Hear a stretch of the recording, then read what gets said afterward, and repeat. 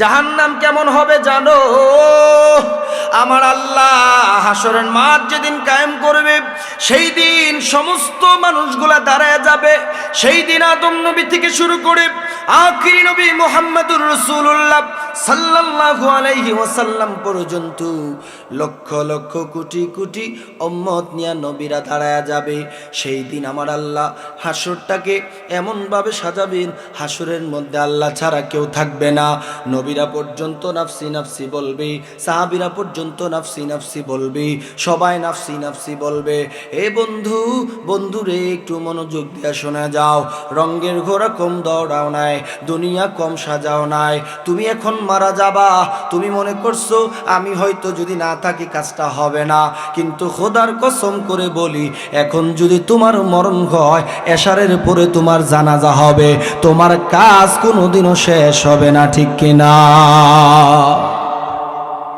আমার ভাইয়েরা, আমার বাবাজিরা, আমার আল্লাহ জাহান্নাম থেকে বাঁচার জন্য বললেন। কেন? জাহান্নাম এমন ভয়ঙ্কর, ওই জাহান্নাম হাসরের ময়দানে আল্লাহ রাব্বুল আলামিন জাহান্নামকে ছেড়ে দিবেন। জাহান্নামকে ধরে রাখার জন্য ৭০,০০০ আগুনের শিকল লাগানো হবে। এক একটা শিকলের মধ্যে ৭০,০০০ করে ফেরেশতা থাকবে, জাহান্নামকে পেছনের দিকে টানতে থাকবে। কিন্তু জাহান্নামের এত ভয়ঙ্কর, জাহান্নাম এত ভয়ঙ্কর, জাহান্নামকে ৭০,০০০ শিকল লাগায়া কোটি কোটি ফেরেশতারা টেনে ধরে রাখতে পারে না। হাসরের ময়দানে এমনি তো সূর্য মাথার উপরে চলে আসবে, জমিনটা তামার হয়ে যাবে। ওই সময় আবার জাহান্নামের ভিতর থেকে গর্জন আসবে, হাল মিন মাজিদ। ও আল্লাহ, গুনাহগার গুলা কই? গুনাহগার গুলাকে তুমি ছেড়ে দাও। আমি জাহান্নাম কোটি কোটি বছর ধরে ক্ষুধার্ত আছি গো আল্লাহ, আমার পেটের ভিতরে বড় ক্ষুধা। তুমি আমার সঙ্গে ওয়াদা করেছিলা আমার পেটের ভিতরে জাহান্নামীদেরকে দিয়ে দিবা। বেনামাজি, বেরোজাদার, যারা হারাম খায়, যারা মানুষের উপরে জুলুম করে, আল্লাহ তুমি ওয়াদা করছিলা তাদেরকে আমার পেটের মধ্যে দিয়া দিবা, এখন দিয়া দাও। আমার আল্লাহ ডাক দিয়া বলবে, এ জাহান্নামী একটু অপেক্ষা করো, কিছুক্ষণ পরে বিচার হয়ে যাবে। বিচারের পরে যারা আমি আল্লাহর পক্ষে ছিল তাদেরকে জান্নাত দেওয়া হবে, আর যারা জাহান্নামী তাদেরকে তোমার পেটের মধ্যে দিয়ে দেওয়া হবে। তুমি একটু অপেক্ষা করো। বলেন জাহান্নামের ভয়াবহতা কম না বেশি? জোরে বলেন না, কম না বেশি? এই জন্য আমার আল্লাহ বলেন, ইয়া আইয়ুহাল্লাযীনা আমানু কু আনফুসাকুম ওয়া আহলিকুম নারা। তোমরা নিজেরা জাহান্নাম থেকে বাঁচো, তোমাদের পরিবারকে বাঁচাও। কেন বাঁচাইতে হবে জানো? দুনিয়ার জমিনে আগুন জ্বালাইতে কাঠের দরকার হয় নাকি হয় না? কেরোসিনের দরকার হয় নাকি হয় না? কাগজ দিয়ে আগুন জ্বালাইতে হয়, ম্যাচের কাঠি দিয়ে আগুন জ্বালাইতে হয়, অনেক কিছু দিয়ে আগুন জ্বালাও। কিন্তু আমার আল্লাহ বলে, ওয়াকুদুহান নাসু ওয়াল হিজার। জাহান্নাম থেকে এজন্য বাঁচবা, কারণ জাহান্নামের আগুন জ্বালানোর জন্য দুইটা জিনিস লাগবে। কয়টা? জাহান্নামের আগুন জ্বালানোর জন্য এক নাম্বার ব্যবহার হবে পাথর, ওয়াল হিজারা। আর দুই নাম্বারে যারা জাহান্নামী নিকৃষ্ট গুনাহগার, এই গুনাহগার মানুষদেরকে দিয়া আমার আল্লাহ জাহান্নামের আগুনকে জ্বাল দিবে, আগুন জ্বালাবে। এজন্য আল্লাহ বলে, তোমরা জাহান্নাম থেকে বাঁচো, তোমার পরিবারকে জাহান্নাম থেকে বাঁচাও।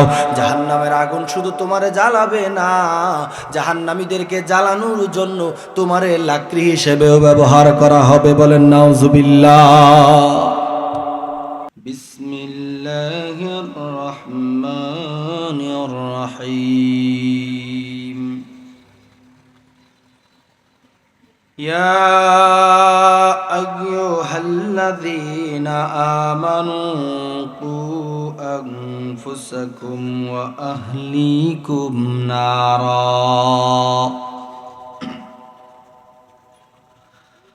وقودها الناس والحجارة وقودها الناس والحجارة الحجارة عليها ملائكة غلاظ شداد لا يعصون الله ما أمرهم ويفعلون ما يؤمرون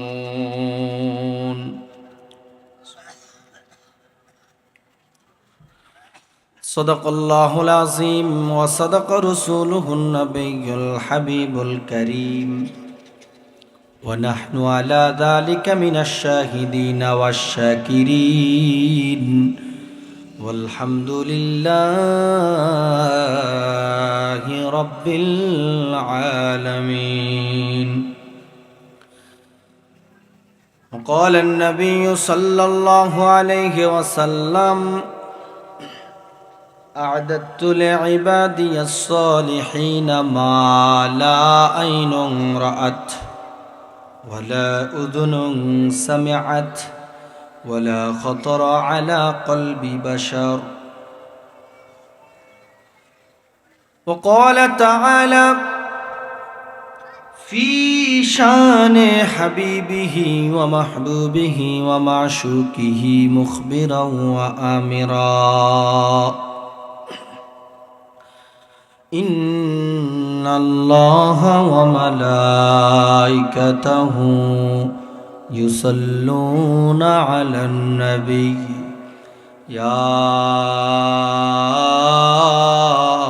أيها الذين آمنوا صلوا عليه وسلموا تسليما اللهم صل على سيدنا مولانا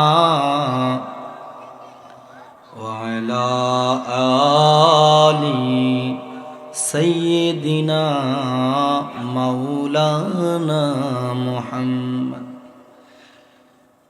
مدینہ مدینہ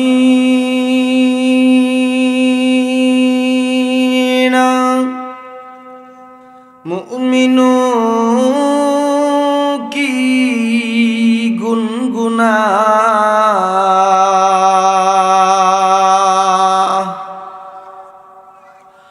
مدینہ مدینہ مومنوں کی گنگنا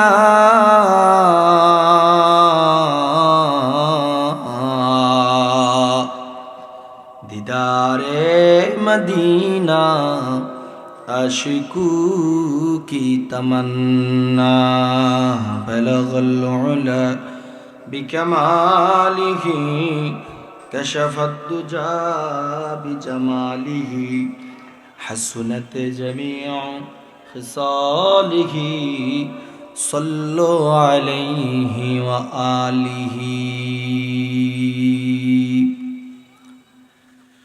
সবাই একটু আওয়াজ করে পড়েন আলহামদুলিল্লাহ। আজকের মাহফিলে আমরা দ্বিতীয় অধিবেশন বাদ মাগরিবে আসতে পেরে বসতে পেরে খুশি না বেজার? খুশির আওয়াজ আসতে না বাবা, একটু আওয়াজ করে বলেন খুশি না বেজার? আমি আরো খুশি হতাম যদি আপনারা সবাই একটু লাইনটা ভেঙে একটু আমার চোখের বরাবর আসতেন, কারণ আমরা জান্নাতে কারো থেকে কারো দূরে থাকতে চাই না, একসাথে থাকতে চাই। বলেন ইনশাআল্লাহ। কারা কারা জান্নাতে যেতে চাই হাত ওঠান। তাহলে জান্নাতে চাই যে এই হাত ওঠানো অবস্থায় আমরা মুরব্বীরা একটু দাঁড়াই যাই। যারা পিছনে আছেন বাবা, আমি আপনাদের সন্তান, আপনাদের কারো নাতির বয়সী, আসেন একটু সামনে চলে আসেন, একদম সামনে আমার চোখের বরাবর। আর আমি শুরুতেই দোয়া করে নেই, আল্লাহ যাদেরকে কবুল করবে এই সময়ে, এই সময়টা খুব গুরুত্বপূর্ণ। মাগরিবের সময়টা কিন্তু আমরা অবহেলা করি, কিন্তু মাগরিবের পরের সময়টা আর রাত্রের শেষ অংশটা, এই দুইটা হচ্ছে রাতের শুরু এবং শেষের সবচেয়ে বেশি মর্যাদাপূর্ণ সময়, ঠিক কিনা বলেন? তাহলে আজকে যারা এখানে আসতে পেরেছেন সকলে কিন্তু মর্যাদাপূর্ণ সময়টা পেয়েছেন, বলেন আলহামদুলিল্লাহ। আর যারা দাঁড়িয়ে আছেন ভাই, অনেক সময় আছে, আসেন একটু বসেন।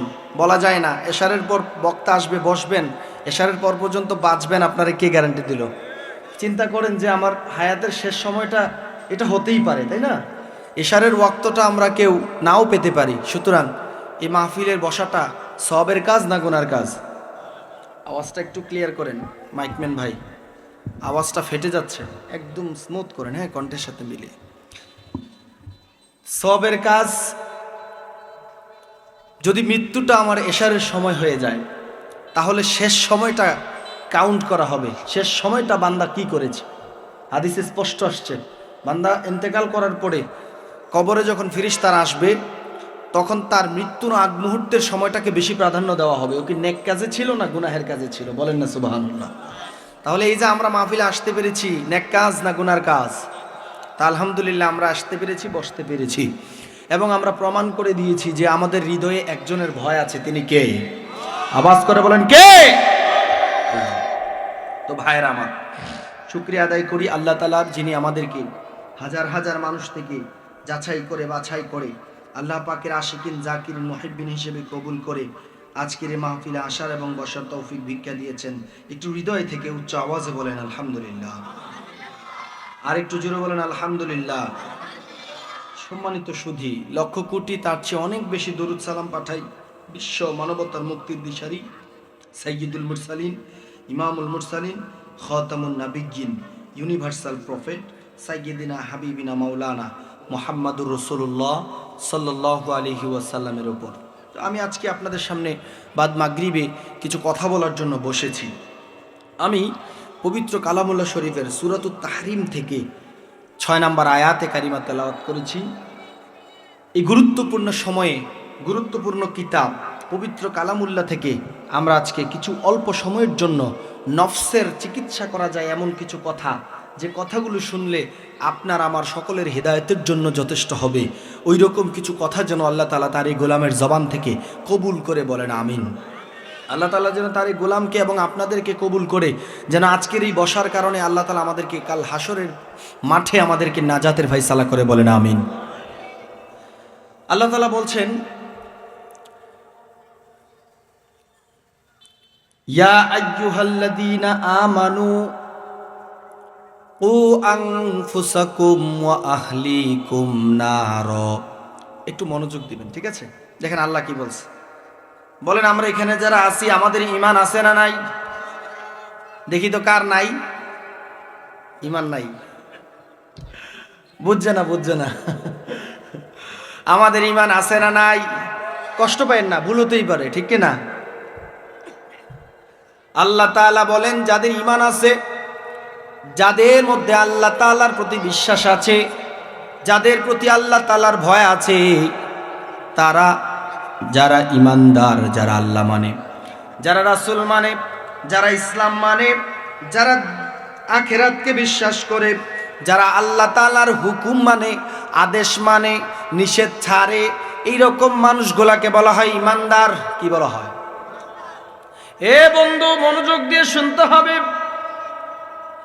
আমার আল্লাহ ওই জাতীয় ব্যক্তিদেরকে ডাক দেয়া বলে, ইয়া আইয়ুহাল্লাযীনা আমানু, হে ঈমানদার সম্প্রদায়, তোমরা যারা আল্লাহকে বিশ্বাস করো, রাসূলুল্লাহকে বিশ্বাস করো, তোমরা যারা পরকালকে বিশ্বাস করো, তোমাদেরকে বলা হয় মুমিন। আল্লাহ সেই মুমিনদেরকে বলছে, বোঝা গেল কোনো কাফেরকে বলে না, কোনো মুনাফিককে বলে না, কোনো ফাসিককে বলে না, কোনো বেঈমান মুরতাদের জন্য আল্লাহ বলে না।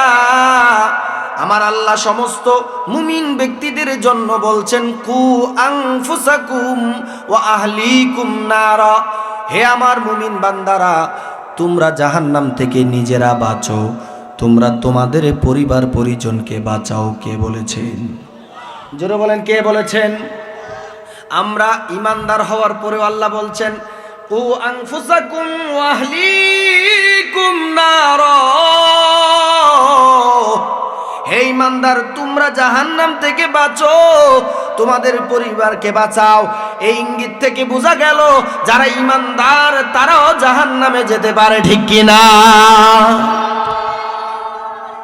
এত বড় সাইরা লিফট আন্দাজ করতে ঠিকের মধ্যে সমান রাখা, ব্যালেন্স রাখা, সবাই সমান সমান বলে ইনশাআল্লাহ। তাহলে জাহান্নাম থেকে তারা বাঁচবে যাদের ভিতরে আল্লাহর ভয় আছে। কার ভয়? কথা কয় না, কার ভয়? যাদের হৃদয়ে আছে আল্লাহর ভয়, তারা কভু পথ ভুলে যায় না। আল্লাহর পথ ছাড়া এই দুনিয়ায় কারো কাছে কোনো কিছু চায় না। আমরা একজনকে ভয় করি, তিনি কে? তাহলে আল্লাহকে ভয় করতে হবে। আল্লাহর ভয় থাকলেই আপনি মুমিন অবস্থায় জাহান্নাম থেকে বাঁচতে পারবেন। ঘোষণা কার? রাতের আধারে যারা সিজদাতে রয়, দু চোখের অশ্রুতে নদী যেন হয়। আমরা গুনাহগার মানুষ, কিছু মানুষ আছে না, রাতের বেলা ঘুমায় না, শেষ রাতে উঠে আল্লাহর কাছে তাহাজ্জুদ পড়ার জন্য জায়নামাজে দাঁড়িয়ে যায়, আছে না নাই?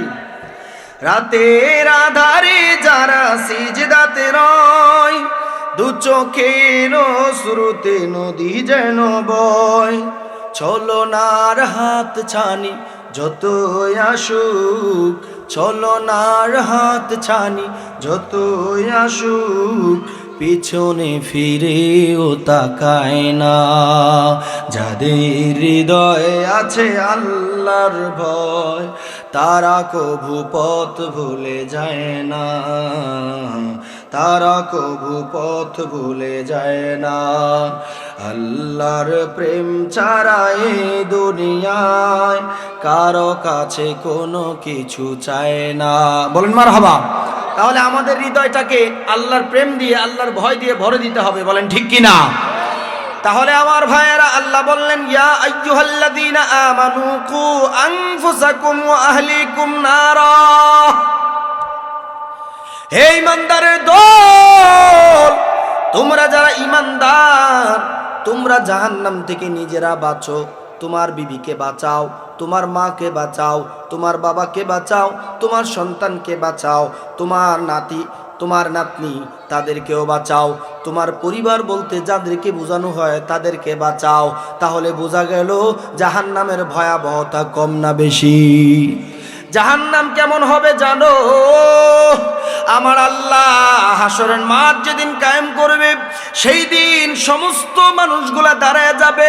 সেই দিন আদম নবী থেকে শুরু করে আখিরি নবী মুহাম্মদুর রাসূলুল্লাহ সাল্লাল্লাহু আলাইহি ওয়াসাল্লাম পর্যন্ত লক্ষ লক্ষ কোটি কোটি উম্মত নিয়ে নবীরা দাঁড়ায় যাবে। সেই দিন আমার আল্লাহ হাসরটাকে এমনভাবে সাজাবেন, হাসরের মধ্যে আল্লাহ ছাড়া কেউ থাকবে না। নবীরা পর্যন্ত নাফসি নাফসি বলবে, সাহাবীরা পর্যন্ত নাফসি নাফসি বলবে, সবাই নাফসি নাফসি বলবে। এ বন্ধু, বন্ধুরে একটু মনোযোগ দিয়ে শোনা যাও। রঙ্গের ঘোড়া কম দৌড়াও নাই, দুনিয়া কম সাজাও নাই। তুমি এখন মারা যাবা, তুমি মনে করছো আমি হয়তো যদি না থাকি কাজটা হবে না, কিন্তু খোদার কসম করে বলি, এখন যদি তোমার মরণ হয়, এশারের পরে তোমার জানাজা হবে, তোমার কাজ কোনোদিনও শেষ হবে না। ঠিক কিনা? আমার ভাইয়েরা, আমার বাবাজিরা, আমার আল্লাহ জাহান্নাম থেকে বাঁচার জন্য বললেন। কেন? জাহান্নাম এমন ভয়ঙ্কর, ওই জাহান্নাম হাসরের ময়দানে আল্লাহ রাব্বুল আলামিন জাহান্নামকে ছেড়ে দিবেন। জাহান্নামকে ধরে রাখার জন্য ৭০,০০০ আগুনের শিকল লাগানো হবে। এক একটা শিকলের মধ্যে ৭০,০০০ করে ফেরেশতা থাকবে, জাহান্নামকে পেছনের দিকে টানতে থাকবে। কিন্তু জাহান্নামের এত ভয়ঙ্কর, জাহান্নাম এত ভয়ঙ্কর, জাহান্নামকে ৭০,০০০ শিকল লাগায়া কোটি কোটি ফেরেশতারা টেনে ধরে রাখতে পারে না। হাসরের ময়দানে এমনি তো সূর্য মাথার উপরে চলে আসবে, জমিনটা তামার হয়ে যাবে। ওই সময় আবার জাহান্নামের ভিতর থেকে গর্জন আসবে, হাল মিন মাজিদ।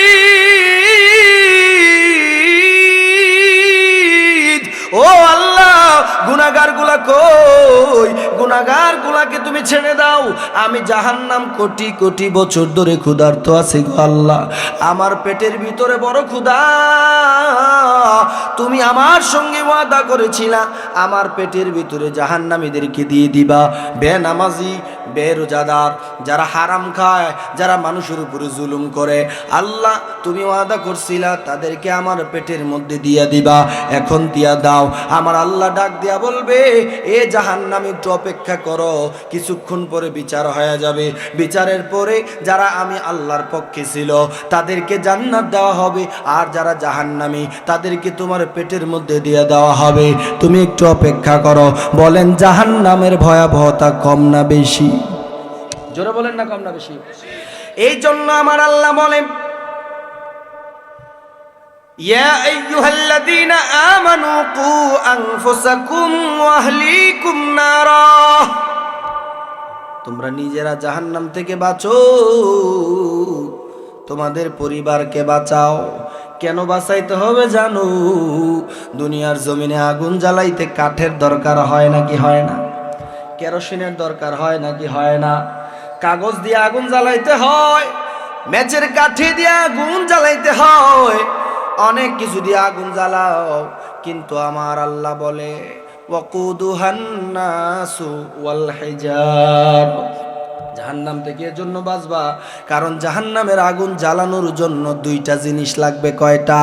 জাহান্নামের আগুন জ্বালানোর জন্য এক নাম্বার ব্যবহার হবে পাথর, ওয়াল হিজারা। আর দুই নাম্বারে যারা জাহান্নামী নিকৃষ্ট গুনাহগার, এই গুনাহগার মানুষদেরকে দিয়া আমার আল্লাহ জাহান্নামের আগুনকে জ্বাল দিবে, আগুন জ্বালাবে। এজন্য আল্লাহ বলে তোমরা জাহান্নাম থেকে বাঁচো, তোমার পরিবারকে জাহান্নাম থেকে বাঁচাও।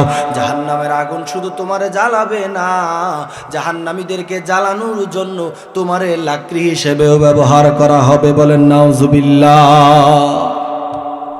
তাহলে চিন্তা করে দেখেন, জাহান্নাম থেকে বাঁচার জন্য আল্লাহ আমাদেরকে বলতেছেন বেঁচে যাও। যদি জাহান্নাম থেকে না বাঁচো ভয়াবহ অবস্থা হবে।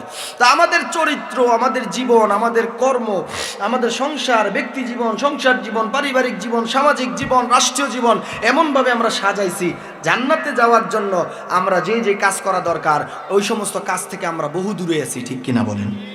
আমরা এমনভাবে গুনাহ করতেছি, এমনভাবে পাপের রাজ্যে ডুবে আছি, পাপের স্বর্গে আমরা ঝাঁপ দিয়েছি, মনে হচ্ছে আমার জাহান্নামে যাওয়া ঠেকায় কে? ঠিক কিনা? আমি নিয়ত করছি আমি জান্নাতে যাব না, আমি নিয়ত করছি আমি এমন কর্ম করাম যে কর্মের কারণে আমি জান্নাতে যাব না, আমার জাহান্নামে যাওয়ার ঠেকায় কেটাই আমি দেখব। আমাদের চরিত্র এরকম হয়ে গেছে। ঠিক কিনা বলেন? সাউন্ডটা ঠিক করেন, ফেটে যাচ্ছে, মনে হচ্ছে যে কি অবস্থা। তো ভাইয়েরা আমার একদম স্মুথ করেন, সাউন্ড একদম স্মুথ করেন, ফেটে যাচ্ছে আপনি বুঝেন না? ভাইয়ের আমার কষ্ট হচ্ছে, আপনাদের খারাপ লাগছে? এবার আল্লাহ তাআলা বলছেন যে তোমরা জান্নাতে যাও, জাহান্নাম থেকে বাঁচো মানে কোথায় যাও? জোরে বলেন না কোথায়? আল্লাহর নবী বলেন আ'দাতু লিইবাদিয়াস সালিহিনা মা লা আইনুন রাআত ওয়ালা উযুনুন সামিআত ওয়ালা খাতারা আলা কলবি বাশার। আমার নবী বলে আমার উম্মতেরা, তোমরা যারা জাহান্নাম থেকে বাঁচবা, তোমরা যারা জাহান্নাম থেকে বেঁচে যাবা, ওই জাহান্নাম থেকে বাঁচার পরে তোমরা জান্নাতে যাবা। ওই জান্নাত কেমন দুনিয়ার কোনো মানুষের কলিজা কোনোদিনও অনুভব করে নাই, দুনিয়ার মানুষ কোনোদিনও এমন সৌন্দর্য দেখে নাই, দুনিয়ার মানুষ কোনোদিনও এমন সৌন্দর্যকে অনুভব করে নাই, কান দিয়ে সে সৌন্দর্য শুনে নাই, চক্ষু দিয়ে সে সৌন্দর্য দেখে নাই, হৃদয় সে সৌন্দর্য অনুভব করে নাই। এমন সুন্দর জান্নাত আপনার আমার জন্য রেখেছেন একজন, তিনি কে? আমার ভাইয়েরা, আল্লাহ রাব্বুল আলামিন হযরত জিবরিল আলাইহিস সালামকে একদিন বললেন, ও জিবরিল, আমি আল্লাহ জান্নাত বানালাম, জাহান্নাম বানালাম। জিবরিল আমিন আল্লাহকে ডাক দিয়া বলে, আল্লাহ আপনার জান্নাতটা কেমন আমার দেখার বড় স্বাদ, দেখার বড় ইচ্ছা, আল্লাহ একটু জান্নাতটা আমার একটু দেখায় দেন। আল্লাহ আপনি জাহান্নাম কেমনে বানাইছেন এটা দেখার বড় শখ, জাহান্নামটা কেমন আমাদেরকে একটু দেখার সুযোগ করে দেন। বলেন জিবরাইল যে আবদারটা করছে আমরা কি একই আবদার করতে পারি? কথা বলে না পারি? জিবরাইল বলতেছে জান্নাত কেমন একটু দেখাই দেন, জাহান্নামটা কেমন একটু দেখাই দেন। এখন আমরা জাহান্নামটা কিরকম এটা একটু দেখার দরকার আছে নি? কথা হুজুরের বলে আছে, জাহান্নাম দেখানোর দরকার আছে? জাহান্নাম দেখার দরকার আছে? নাই। তো ভাইয়েরা, হযরত জিবরিল আমিন বলতেছে যে আল্লাহ একটু জান্নাতটা ঘোরার পারমিশন দেন, একটু যাই, জাহান্নামটা ঘোরার পারমিশন দেন, একটু যাই। এবার আল্লাহ তাআলা তাকে পারমিশন দেওয়ার পরে তিনি যাচ্ছিলেন জান্নাত দেখার জন্য। জিবরিল আমিনের কয়শো পাখা আছে? সবাই জানে না কয়শো? 600 নূরের পাখা। তিনি কখনো 600 নূরের পাখাকে ব্যবহার করে না, 100 পাখাকে তিনি ব্যবহার করে। যে পাখা ব্যবহার করলে এক পলকে, পলক মানে কি, চোখের পলক যেটাকে বলে, 1 সেকেন্ডেরও কম সময় লাগে, এক পলকে তিনি 500 কিলোমিটার, 500 বছরের রাস্তা, 500 বছরের রাস্তা তিনি এক পলকে পাড়ি দিতে পারেন। বলেন সুবহানাল্লাহ। আমার ভাইয়েরা, আমার বাবাজিরা, দিলের কান লাগায় শুনতে হবে। হযরত জিবরিল আলাইহিস সালাতু ওয়াস সালামকে আল্লাহ তাআলা পারমিশন দিলেন জান্নাত দেখার জন্য। তিনি জান্নাত দেখার জন্য যাচ্ছিলেন। যাওয়ার পরে আয়েশা আমার আল্লাহকে রিপোর্ট দিচ্ছে, আল্লাহ জান্নাত বড় সুন্দর, জান্নাত বড় চমৎকার, জান্নাতের নাজ নিয়ামতের কথা আপনার বান্দারা যারা শুনবে তারা কোনোদিনও জান্নাত থেকে দূরে যাবে না। ও আল্লাহ, জান্নাতের ভিতরে এমন এমন প্রাসাদ আমি দেখেছি গো আল্লাহ, সমস্ত নবীদের যুগে আমি জমিনে ভ্রমণ করেছি, জমিনের কোনো জায়গায় এমন প্রাসাদ ছিল না। আল্লাহ, জান্নাতের সৌন্দর্য এত বেশি, এত ব্যাপক, আমি পৃথিবীতে এত এত দেশের মধ্যে গেলাম, এত এত বাদশার যুগে আমি আমার সময়টা পার করলাম, জমিনে গেলাম, জান্নাত এত সুন্দর, আমি আল্লাহ জান্নাত এইরকম সুন্দর বিল্ডিং, এরকম সুন্দর পরিবেশ জমিনে দেখি নাই। এবার আমার আল্লাহ বললেন, তাহলে জান্নাতের পথ যে গেছো, যে পথ ব্যবহার করে, ওই পথটা কেমন একটু আমাকে বর্ণনা দাও। জিবরিল আমিনের মনটা খারাপ হয়ে গেল, খেয়াল করে, তার মনটা মলিন হয়ে গেল। জিবরিল ডাক দিয়া কয়, মালিক রে, আমি জান্নাতের সব কিছু সুন্দর দেখলাম, কিন্তু জান্নাতের রাস্তাটা বড় কঠিন। জান্নাত অনেক সুন্দর জায়গা, এটা পাওয়ার জন্য যে রাস্তা ব্যবহার করা হয়েছে, এটাতে যাওয়ার জন্য যে রাস্তা ব্যবহার করা হয়েছে গো আল্লাহ, এই রাস্তা বড় কঠিন। এই রাস্তার মধ্যে রক্ত আছে, কি আছে, কথা কয় না, কি আছে? আমাদের রাস্তায় পিচ থাকে, সংসদের সামনে গেলে আরো উন্নত মানের রাস্তা থাকে, কিন্তু জান্নাত আল্লাহ তাআলা বান্দার জন্য বানিয়েছেন চিরস্থায়ী শান্তির জায়গা। সে জান্নাতের রাস্তায় কি পিচ আছে না রক্ত আছে? কথা কয় না, কি আছে? জিবরিল ডাক দিয়া বলে, আল্লাহ, ওই জান্নাতের রাস্তা বড় কঠিন, বড় পিচ্ছিল, শুধু রক্ত দেখা যায়, যুদ্ধ দেখা যায়, জিহাদ দেখা যায়, কাফেরের সঙ্গে বিতর্ক দেখা যায়। যারা যুদ্ধ করেছে, যারা জিহাদ করেছে, যারা আল্লাহর রাস্তায় শহীদ হয়েছে, তারা হলো জান্নাতের পথের মানুষ। আবু বকর যুদ্ধে গিয়েছিল, হযরত উমর যুদ্ধে গিয়েছিল, সাইয়্যিদুনা উসমান যুদ্ধে গিয়েছিল, সাইয়্যিদুনা আলী যুদ্ধে গিয়েছিল, অন্যান্য সাহাবায়ে কেরাম যুদ্ধ করেছে, হযরত আমির হামজাও যুদ্ধ করেছে। যারা যুদ্ধ করেছে, রক্ত ঝরিয়েছে, হাত হারিয়েছে, পা হারিয়েছে, চক্ষু হারিয়েছে, জীবনটাও হারিয়ে ফেলেছে, এইরকম মানুষগুলোর জন্য আল্লাহ জান্নাত দিয়েছে। এইরকম জান্নাতে যাওয়ার জন্য রক্ত দিতে হবে, জান্নাতে যাওয়ার জন্য জিহাদ করতে হবে। ঘরে ঘুমায়া ঘুমায়া জান্নাত পাওয়া যাবে না। হযরত ইব্রাহিম ইবনে আদহাম রাহমাতুল্লাহি আলাইহি, বলখের বাদশাহ ইব্রাহিম ইবনে আদহাম একদিন ঘুমের ঘরে স্বপ্নে দেখেন, ঘুমের ঘরে স্বপ্ন দেখেন যে তার ঘরের ছাদে কে যেন লাফাচ্ছে।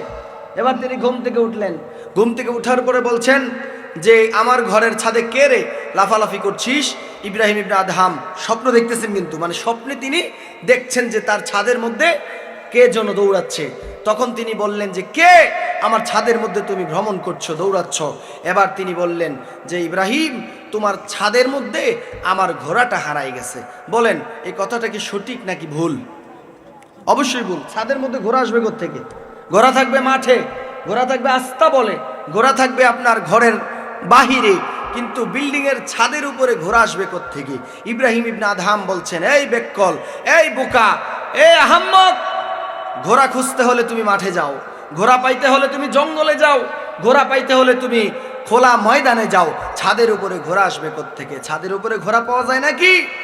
এবার ইব্রাহিম ইবনে আদহামকে ওই লোক জবাব দিচ্ছে, তুমি বাদশাহী পেয়ে, তুমি রাজাগিরি পেয়ে, তুমি ক্ষমতা পেয়ে নরম বিছানায় ঘুমাইছো, রাত হয়ে গেল, গভীর হয়ে গেল, তাহাজ্জুদের সময় চলে যাচ্ছে, ফজরের ওয়াক্ত হয়ে গেছে, তুমি ঘুমিয়ে আছো, এই নরম বিছানায় ঘুমাইয়া বুঝি আল্লাহ পাওয়া যাবে? আল্লাহু আকবার বলেন না। যদি ছাদের মধ্যে ঘোড়া পাওয়া না যায়, বিছানায় ঘুমিয়ে আল্লাহ পাওয়া যাবে না। নরম বিছানায় ঘুমিয়ে কম্বলের নিচে থেকে এই জান্নাত পাওয়া যাবে না। জান্নাত পেতে হলে ময়দানে আসতে হবে, জিহাদে যেতে হবে, রক্ত দিতে হবে, ইসলামের জন্য কাজ করে যেতে হবে। ঠিক কিনা বলেন? কথা কি বোঝা যায়? বলে জিবরাইল কি রিপোর্ট দিচ্ছেন? জান্নাতের রাস্তায় পানি না রক্ত? জোরে বলেন। মক্কার সবচাইতে সম্ভ্রান্ত ফ্যামিলি কুরাইশ, হাশিমি গোত্রের হযরত হানজালা রাদিয়াল্লাহু তাআলা আনহু, তাকে সবাই ভয় পেত। নবীজির চাচা, তাকে সবাই ভয় পেত। তিনি ঈমান আনেন নাই, তাকে সবাই সম্মান করত, ইজ্জত দিত, সবাই তাকে মহাব্বত করত, বিচারের আগে তাকে রাখত, তার কথা ছাড়া রায় দিত না। এইরকম একটা মানুষ যখন জাহান্নামের পথ থেকে জান্নাতের পথে উঠছে, উঠার পরে তার রক্তটাও পর্যন্ত ঝরাইতে হয়েছে। ঠিক কিনা বলেন? কেন তিনি রক্ত ঝরালেন? কারণ আগে যে পথ ছিল, যেখানে আরাম আয়েশ, যেখানে রাজা হওয়ার ক্ষমতা আছে, অর্থ সম্পদ আছে, যেখানে সম্মানের অভাব নাই, যেখানে দুনিয়ার মরিচিকার পিছনে দৌড়ে তাকে সম্মানের আসনে বসালো, ওই ঈমান আনার আগের পথ, এটা কি জান্নাতের না জাহান্নামের? জোরে বলতে হবে, জান্নাতের না জাহান্নামের?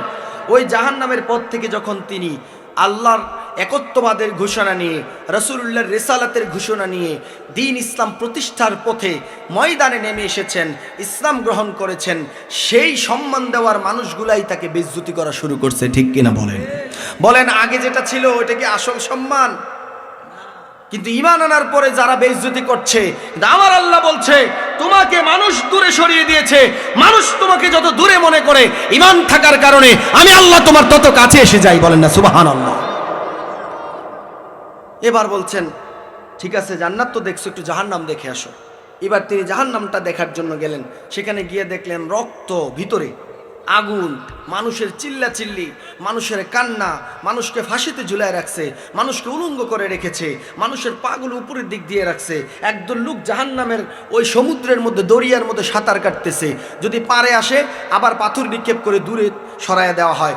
চতুর্দিকে ডানে বামে, সামনে পিছনে, উপরে নিচে, সব জায়গায় শুধু আগুন আর আগুন। আল্লাহ, এটা তো খুব ভয়াবহ। জিবরিল বলছেন, এই ভয়াবহ কথা যখন কেউ শুনবে, এই চিত্র যখন কারো হৃদয়ে রিওপেন হয়ে যাবে, কেউ যখন চিন্তা করবে জাহান্নামের আগুন বড় ভয়ঙ্কর, ওই মানুষগুলা কখনো জাহান্নামে যেতে চাইবে। তো আল্লাহ বলছেন, জাহান্নাম বড় খারাপ জায়গা, জাহান্নাম বড় অসহ্যের জায়গা, জাহান্নাম বড় আগুনের জায়গা, অশান্তির জায়গা। তাহলে জাহান্নামের রাস্তার বিবরণ দাও। হযরত জিবরিল বললেন, আল্লাহ, জাহান্নাম বড় কঠিন জায়গা, জাহান্নাম বড় নির্যাতনের জায়গা গো আল্লাহ, কিন্তু জাহান্নামের পথ বড় আরামের। জাহান্নামের পথে মানুষ বড় আরাম করে। নামাজ না পড়েও ফজরে ঘুমানো যায়, নামাজ না পড়েও নামাজের বিরোধিতা করা যায়, ইসলামের প্রতিষ্ঠার বিরোধিতা করা যায়। আয় আল্লাহ, ওইখানে শুধু আরাম আর আরাম। এসি কক্ষের ভিতরে বসে বসে আইন প্রণয়ন করে ইসলামের বিরুদ্ধে আছে না নাই? এটা হচ্ছে জাহান্নামের রাস্তা, শুধু আরাম আর আরাম। কিন্তু যখন মারা যায়, মারা যাওয়ার পরে ওই জাহান্নাম যে শুরু হয় আর শেষ হয় না। ঠিক কিনা বলেন? সারা জীবন একটা মানুষ ইসলামের বিরুদ্ধে অবস্থান নেয়, ইসলামী আইনের বিপক্ষে অবস্থান নেয়, ইসলামী আন্দোলনের বিপক্ষে অবস্থান নেয়, কিন্তু এই লোকটাকে মারা যাওয়ার পরে 4-5 জন মিলে কবরে নামায় আর বলে, বিসমিল্লাহি ওয়া আলা মিল্লাতি। কার দলে? কথা কয় না, কার দলে? অথচ এই আল্লাহর বান্দা দুনিয়াতে থাকতে রাসূলের আদর্শের বাহিরে চলেছে। ঠিক কিনা বলেন? এই আল্লাহর বান্দা রাসূলের আদর্শ লালন পালন করার কারণে উলামায়ে কেরামের কোমরে রশি লাগিয়ে ফাঁসিতে পর্যন্ত ঝুলিয়েছে। ঠিক কিনা বলেন? কিন্তু তারই যখন মারা যায়, সবাই মিলে বলে, কার দলে দিলাম? যেই মোল্লারে ফাঁসি দিছে ওই মোল্লার দলে দিয়ে দেয়। ঠিক কিনা বলো? কিন্তু বলেন তো, এই লোকটা কি রাসূলের দলে শামিল হবে? কথা কেন হবে? আপনি মানুষের তন্ত্র মন্ত্রকে দিয়ে আল্লাহর দুনিয়াকে পরিচালনা করেছেন, তখন আল্লাহর নবী বলবেন, সোহকান সোহকা, তুমি আমার উম্মত নয়, তুমি দূরে চলে যাও, তুমি আমার উম্মতের অন্তর্ভুক্ত ছিল না। মানুষ বললেই হবে না, মুখে বললে নয়, কাজ দিয়েই প্রমাণ করতে হয়। ঠিক কিনা বলেন? ভাইয়েরা আমার, তাহলে জান্নাতে যেতে চাই আমরা নাকি? কথা কয় না? জান্নাতে যেতে চাই। মাইর আসতে পারে যাব, জুলুম আসতে পারে যাব, হকের কথা বললে জেলে যেতে হতে পারে, যাব, তারপরে আমরা জান্নাতে যেতে চাই, বলেন ইনশাআল্লাহ। ভাইয়েরা আমার, তাহলে জান্নাত জাহান্নামে যাওয়ার জন্য কিছু কাজ তো আছে। আমরা তো কাজের কারণে জান্নাতে যাই, কাজের কারণে জাহান্নামে যাই, ঠিক কিনা বলেন? তাহলে কোন কোন কাজ করলে, আমি কয়েকটা হাদিস শোনাবো আপনাদেরকে, যে কাজগুলা করলে, যে কথাগুলা বললে, যেভাবে চললে কোনোদিনও জান্নাতে যাওয়া যাবে না, যেতে হবে কোথায়? জাহান্নামে। জোরে বলেন কোথায়? তাহলে আমার ভাইয়েরা, আল্লাহর জান্নাতে যাওয়া যাবে না যে কাজগুলো করলে, তার মধ্যে এক নাম্বার হলো, আমার আল্লাহ রাব্বুল আলামিন দুনিয়ার জমিনে আমাদেরকে বোঝার জন্য ক্ষমতা দিয়েছেন, জ্ঞান দিয়েছেন। আল্লাহর নবী বলে, লা দুখুলুল জান্নাতা নাবাতা মিনাস সুহুত ওয়া কুল্লু লাহমিন নাবাতা মিনাস সুহতি ফাকানাতিন নারু আওলা বিহি। আল্লাহর নবী, রহমতের নবী, দু জাহানের বাদশা নবী, বিশ্ব নবী রাহমাতুল লিল আলামিন বলেন, আমার উম্মতের মধ্যে ওই মানুষগুলা কখনো জান্নাতে যাবে না যারা খাওয়ার সময় হারাম খায়। বলেন, আমার সমাজে হারাম খায় এমন মানুষ আছে না নাই? কয় শুধু মানুষ না হুজুর, খবর লইলে দেখা যায় মসজিদের কমিটির মধ্যে আছে, মসজিদের সভাপতি সেক্রেটারির পদ নিয়ে বসে আছে, ওই রকম মানুষেরাও হারাম খায় আছে না নাই? বলেন, হারাম খাইলে কি জান্নাতে যাওয়া যাবে নাকি? রাসূলুল্লাহ বলেন, লা ইয়াদখুলুল জান্নাতা নাবাতা মিনাস সুহুত। যারা হারাম খাইলো, হারামের সঙ্গে সম্পর্ক রাখলো, তারা কখনো জান্নাতে যেতে পারে না। হারাম পথে ইনকাম করে, হারাম পথে আয় রোজগার করে, অবৈধ পথে আয় রোজগার করে, জুয়া খেলে খেলে আয় রোজগার করে, আছে না নাই? অন্যায়ভাবে আয় রোজগার করে খাবার খাইলো, খাবার খাওয়ার পরে ওই খাবার খাইলে রক্তের মধ্যে পুষ্টি বাড়ে, ঠিক কিনা? রক্ত বাড়ে, গোশত বাড়ে, শরীরের মধ্যে বল শক্তি বাড়ে। ওই শক্তি নিয়া, ওই রক্ত নিয়া, ওই গোশত নিয়া যদি আপনি আমল করেন, ওই আমলটা কখনো কাজে আসবে না। তাহলে এক নাম্বার বিষয় হলো, আমরা কোনোদিনও না খেয়ে থাকলেও হারাম খাবো না, বলেন ইনশাআল্লাহ। খারাপ লাগতেছে আপনাদের? দরকারি কিছু কথা আসবে, বলেন ইনশাআল্লাহ। আমার বাবাজিরা, তাহলে আমরা হারাম খাবো না, বলেন ইনশাআল্লাহ। দুই নাম্বার হলো, আল্লাহ বলেন, ইন্নাল্লাহা তাইয়্যিব লা ইয়াকবালু ইল্লা তাইয়্যিবা। এ পৃথিবীর মানুষ, আমার আল্লাহ তাআলা বলে, নবীজি বলেন, ইন্নাল্লাহা তাইয়্যিব, নিশ্চয় আল্লাহ হলো পবিত্র, লা ইয়াকবালু ইল্লা তাইয়্যিবা। আমার আল্লাহ অপবিত্রতা পছন্দ করে না। যে হারাম খাইলো, হারাম পথে চললো, হারাম কথা বললো, হারাম পোশাক পরিধান করলো, আমার আল্লাহ ডাক দিয়ে বলে, যতক্ষণ পর্যন্ত হারামের সঙ্গে সম্পর্ক আছে ততক্ষণ পর্যন্ত নামাজও কবুল হবে না, রোজাও কবুল হবে না, হজও হবে না, দান সাদাকাও হবে না, যাকাত আদায় করলেও হবে না। তাহলে আল্লাহকে যদি কিছু দেওয়ার ইচ্ছা থাকে, আল্লাহকে যদি কিছু দিতে চান, আল্লাহকে দিয়ে যদি দুনিয়াতে নাজাত পেতে চান, শান্তিতে থাকতে চান, পরকালে নাজাত পেতে চান, শান্তিতে থাকতে চান, জাহান্নাম থেকে বাঁচতে চান, তাহলে আমার আল্লাহকে যেটা দিবেন সেটা হবে হালাল নাকি হারাম? কথা কয় না? হালাল দিতে হবে, হালাল পোশাক পরতে হবে, হালাল খাবার খাইতে হবে, হালাল পথে চলতে হবে, তাহলেই আল্লাহ তাআলা কবুল করবেন, না হয় আমার আল্লাহ কবুল করবে না। আমার বাবাজিরা, আল্লাহর নবী বলেন, একজন লোক লম্বা সফর করেছে, হজ্জে গিয়েছে, ঘোড়া দৌড়িয়ে, ধুলা উড়িয়ে, অনেক দূর থেকে দিনের পর দিন সফর করে যখন আল্লাহর ঘরের কিনারায় আসলো, নবীজি বলেছেন, মক্কা শরীফে, মদিনাতুল মুনাওয়ারায়, দুই জায়গার মধ্যে এমন কিছু গুরুত্বপূর্ণ জায়গা আছে যেখানে গিয়ে বসলে, যেখানে গিয়ে দোয়া করলে দোয়া কবুল হয়, দোয়া ফিরে না। মাকাম ইব্রাহিমের কিনারায় গিয়ে যদি নামাজ পড়ে দোয়া করেন, দোয়া কবুল, ঠিক কিনা? আরাফার মাঠে দাঁড়িয়ে দোয়া করলে দোয়া কবুল, ঠিক কিনা? মিনায় গিয়ে দোয়া করলে দোয়া কবুল, মুজদালিফায় গিয়ে দোয়া করলে কবুল। আল্লাহ তাআলার হেরামের ভিতরে ঢুকে হাজার আসওয়াদের কিনারায় দাঁড়ায় যদি আল্লাহকে বলেন, আল্লাহ আমার এটা লাগবে, ওইটা লাগবে, আল্লাহ বলে কবুল। শুধু তাই না, আল্লাহ তাআলা, আল্লাহর নবী ওই বান্দার ব্যাপারে উদাহরণ দিচ্ছে। ওই রকম একটা জায়গায় একজন লোক লম্বা সফর করে আসলেন, আসার পরে তিনি হজ আদায় করলেন। করার পরে ওই মাতাফের কিনারায় দাঁড়ায়া তিনি আল্লাহর কাছে দোয়া করছেন, ইয়া রব, ইয়া রব, হে আল্লাহ আমার অভাব দূর করে দাও, আল্লাহ আমাকে সুস্থতা দাও, আল্লাহ আমাকে বরকত দাও, আল্লাহ আমাকে টাকা দাও, আল্লাহ আমাকে শান্তি দাও, আল্লাহ আমার ব্যবসায় উন্নতি দাও, আল্লাহ আমার ঘরে শান্তি দাও, আল্লাহ আমারে তুমি সম্পদশালী বানায় দাও, আল্লাহ আমার ক্ষমতা বাড়ায় দাও। এত এত দোয়া করলেন। এবার আমার পয়গম্বর ডাক দিয়া বলে, সাহাবীরা রে, আমার সাহাবীরা, এই বান্দা এত কিছু চাইলো, 100% কবুল হওয়ার কথা, ঠিক কিনা? কিন্তু আমার আল্লাহ বলে, মাতামুহু হারাম। ওই যে সফরে আগমন করার আগে যে টাকা ইনকাম করতো হারাম পথে, হারাম টাকা দিয়া হারাম খাবার খেয়ে সে এখানে আসছে। ওয়ামালবাসুহু হারাম।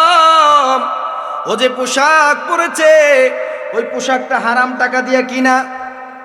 ওয়ামাশরাবুহু হারাম। ও যে পানীয় গুলা পান করে ওইটাও হারাম টাকা দিয়া কিনা। ও পৃথিবীর মানুষ, তোমরা বলো, এত এত হারাম খাওয়ার পরে, হারাম পোশাক পরে, হারাম পানীয় পান করার পরে ও বাইতুল্লাতে দাঁড়ায়া দোয়া করেছে, যেখানে দোয়া করলে দোয়া কবুল হয়ে যায়। কিন্তু ও তো হারামখুর, ও তো হারাম পথে উপার্জন করে এখানে আসছে, ও তো সুদ খায়া এখানে আসছে, ও তো হারাম খায়া হারাম টাকা দিয়া বিমানের টিকিট কেটে এখানে আসছে। বলো বলো বলো, আমি আল্লাহ কেমনে তার দোয়া কবুল করি? আল্লাহু আকবার। রঙের ঘোড়া দৌড়াইতেছে, হারাম খাইতেছে, মনে করছে তো আমি তো ভালোই আছি, ঠিক কিনা? হ্যাঁ, ছেলে বিদেশে আছে, ও টাকা পাঠাইছে, পাঠাইতে দেরি হয়েছে, যখন মোবাইলে মেসেজ আসছে যে 1 লাখ ঢুকছে, বাস আরেকজনের ফোন দিয়া কইছে, টেহানা বলে লাগবো তো লইয়া যা, মাসে 20। আছে না নাই? কথা কানে আছে না নাই? তোর টাকা লাগবে 1 লাখ, কইছিলি না? তোর বিপদের লাগে তো আমার ফুতের আমি বিদেশ পাঠাইছি, আছে না নাই? হা হা, হারাম খাইতেছে, পান চাবাইতেছে, মহেশখালীর পান, বাবারে বাবা, নোয়াখালীর সুপারি দিয়া ঠিক মতো চাবাইতেছে। চাবানের পরে জিজ্ঞাসা, চাচা কিরম আছেন? কয় আলহামদুলিল্লাহ ভালো আছি, 2 ফুলা বিদেশ, খাইয়া বাচ্চা খুব ভালো আছে। খাইতেছে হারাম। কি খাইতেছে? কথা কেনা কি খাচ্ছে? আমার ভাইয়েরা, তাহলে রাসূলুল্লাহ বললেন, যেখানে বসে দোয়া করলে দোয়া কবুল হয়, দোয়া ফিরবে না। হারাম খেয়ে গেলে, হারাম উপার্জন দিয়া গেলে, সেখানে গিয়া দোয়া করলেও দোয়া কবুল হবে না। এটা কি মোল্লার কথা না আল্লাহর কথা? হারামটা এত খারাপ জিনিস। দুধের মধ্যে 1 ফোঁটা প্রস্রাব করলে যেমন দুধ নষ্ট হয়ে যায়, 1000 টাকা দিয়া, টাকা ও কই যা, ও আচ্ছা সমস্যা নেই, দূরে গেছে গাফাউডি আর কি, জোরে কোন মারহাবা। যায় না কিন্তু বসবে, আল্লাহ কবুল করুক, বলেন আমিন। এবারে নিচের তো একটু উফরে বইতেছে, আর তারা তো খেরুয়ে রয়েছে, এমন খেরন বইতো না, বনের লেগে কোনো ইয়া নাই, এত ঠেয়া নাই। আমার ভাইয়েরা, মাগরিবের পরে আমাদের গ্রামাঞ্চলের মাহফিলগুলো কি এরকম পরিবেশ হয়? কতক্ষণে হয়? এই যে এখন হয়েছে, অনেক জায়গা এশারের পরে এত লোক থাকে না, ঠিক কিনা বলেন? এটা তো শোনাম ভাই, আমার এখানে ক্যামেরা হচ্ছে, এটা সারা বাংলাদেশ ছড়িয়ে যাবে, পৃথিবীর বিভিন্ন দেশে যারা বাংলা ভাষাভাষী সবাই দেখবে। এই যে চিত্রটা মাগরিবের পরে এরকম হইতেছে, এটা খাস আল্লাহর রহমত ছাড়া কোনোভাবেই সম্ভব না, ঠিক কিনা বলেন? এর চেয়ে ডাবল ডাবল মানুষ বাজারে আসেনি, কথা আসেনি। নসিব বড় খারাপ, নসিব বড় খারাপ। রাসূলুল্লাহ সাল্লাল্লাহু আলাইহি ওয়াসাল্লাম কি বলছে জানেন? দুনিয়াতে সবচেয়ে ভালো জায়গা হচ্ছে মসজিদ, সবচেয়ে খারাপ জায়গা, জোরে কয় না কি? আরো জোরে কর না কিতা? বাজার। কিন্তু ওই বাজারের মধ্যে মানুষ বেশি। আল্লাহ কোরআনের একটা আয়াত বলছে, মনে পড়ছে, বলবো? আল্লাহ বলেন, ওয়ালা কদ দারআনা লি জাহান্নামা কাসীরাম মিনাল জিন্নি ওয়াল ইনসি, যে আমি অধিকাংশ জিন আর মানুষকে জাহান্নাম দিয়ে ভরে ফেলবো। বলেন না আল্লাহু আকবার। আর তাহলে আমরা যে পরিবেশে আসছি, এটা জাহান্নামী পরিবেশ না জান্নাতি পরিবেশ? জোরে বলেন কি পরিবেশ? তাহলে আজকের আলোচনা আমাদের জন্য পারফেক্ট আছে, বলেন ইনশাআল্লাহ, বলেন আলহামদুলিল্লাহ। বাবাজিরা আমার, তাহলে 1000 টাকা দিয়ে একটা পোশাক কিনলেন, 9900 টাকা হালাল। কোনো কারণে রাস্তার মধ্যে এক জায়গায় বাজি ধরছেন, জুয়া খেলছেন একটু, আপনি চিন্তা করছেন আপনার কাছে 990 টাকা আছে বা 900 টাকা আছে, 1000 টাকার পোশাক, তা আপনার কাছে 100 টাকা শর্ট আছে আর কি। আপনি চিন্তা করলেন এখানে 100 লাগাই দিই, কিনা লাগেনি, যদি লাগিয়া যায় আর কি। লাগলে মনে করেন লুডো খেলতে বুঝতে আর কি, 2 বন্ধু কি খেলতে, ফলাফাইনের আইস দেখা বোঝা গেছে, তা না খেলে লুডু লুডু কি লুডু খেলতে বসছে, বাস জিতে গেছে 100। 900 আর 100 কত? 1000 টাকা দিয়ে শীতের একটা জ্যাকেট কিনছে। কি কিনছে? আল্লাহর নবী বলে তোর হালাল 900 টাকাও হারাম হয়ে গেছে, ঠিক কিনা বলেন? যেই পোশাক কেনার সময় 900 টাকা তোমার হালাল আর 100 টাকা হারাম, ওইটা মিলিয়ে যখন পোশাক কিনছো, তোমার এই হালাল টাকার পোশাকটাও 100 টাকার কারণে হারাম বানিয়ে দিয়েছে কে? ভাইরা আমার, নামাজ হলো বেহেশতের চাবি, কিন্তু হারাম খেয়ে হারাম টাকায় পোশাক পরিধান করে, হারাম টাকায় কম্বল কিনে, হারাম টাকায় শীতের পোশাক পরে চাদর গায়ে দিয়া ওই জান্নাতের যাওয়ার চাবি নামাজ যদি আদায় করেন, আল্লাহর নবী বলে ওই নামাজ কখনো তোমার জান্নাতের তালা খুলবে না, ঠিক কিনা? গিয়া দেখবেন যে জাহান্নামের চাবি লইয়া জান্নাতের সামনে গিয়ে রয়েছেন। এখন মনে করেন বাংলা তালার চাবি দিয়া চায়না তালা খোলা যাইব? কথা কয় না খোলা যাবে? আপনার কাছে চাবি তো হইছে জাহান্নামের, কিন্তু আপনি গিয়া জান্নাতে গিয়া গুতাইতেছেন, কাম হইব? কয় বলে এটা জং ধরে গেছে, বহুত দিন পরে জান্নাত আইছি তো, একটু বালা করে সরিষার তেল নাইলে একটু নারকেল তেল দিয়ে এলো, দেখা যাক খোলেনি। বলেন তেল দিলে খুলবো? কথা করে খুলবে? ওটা আধ্যাত্মিক চাবি। আপনি নামাজ পড়েছেন, আল্লাহকে মেনেছেন, হারাম ছেড়েছিলেন, হালাল পথে চলেছেন, কম খেয়েছেন কিন্তু হালাল খাইছেন। এবার আপনি জান্নাতের সামনে যাবেন, যাওয়ার সাথে সাথে রেদওয়ান আপনাকে সালাম দিবে, বলেন আল্লাহু আকবার। শুধু তাই না, আপনাকে রিসিভ করার জন্য আপনার জান্নাতের 70-এর অধিক স্ত্রীরা দাঁড়িয়ে থাকবে, তারা আপনাকে সালাম দিয়ে বলবে সালামুন আলাইকুম তিবতুম ফাদখুলুহা খালিদিন।